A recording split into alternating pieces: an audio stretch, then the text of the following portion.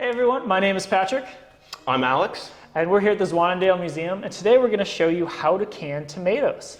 So tomato can was actually really important for Delaware in its history. Starting in the 1850s, actually, Delawareans began canning fruits and vegetables all across the state. At first, it started with peaches, became really popular, but by the turn of the 20th century, tomatoes filled in the role. So canning actually gets started in 1810 by a man named Nicholas Appert.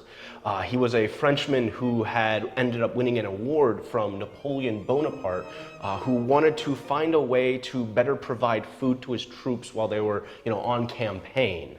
Now the first cans that he ends up using are actually glass jars, much like what we're going to do here today. They kind of fall out of popularity, especially because A, they're expensive to make at the time, and B, they break easily, so they're not good for mass transportation.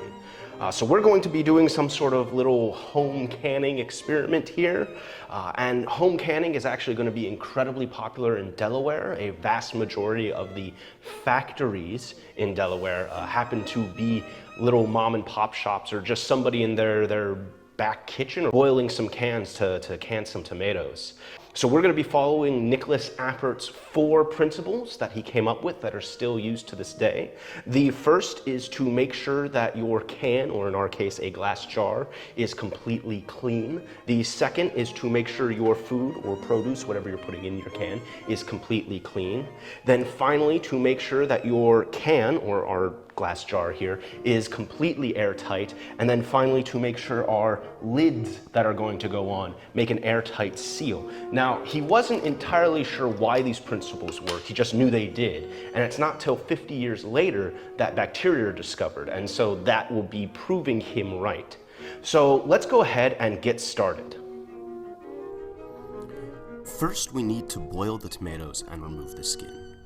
We start by placing the cuts on this end and coring out the other.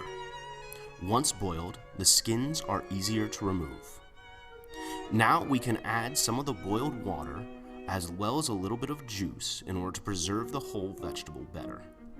I can legally say vegetable because the US legally recognizes them as such. Now, while doing this, we can also boil the jars and prepare them for filling. Once boiled for 10 minutes, we can add some lemon juice, a dash of salt, and some mashed up tomatoes from earlier. Then we add the rest of the tomatoes until it's almost full. We fill whatever space is left with more juice and then lay the lid on top.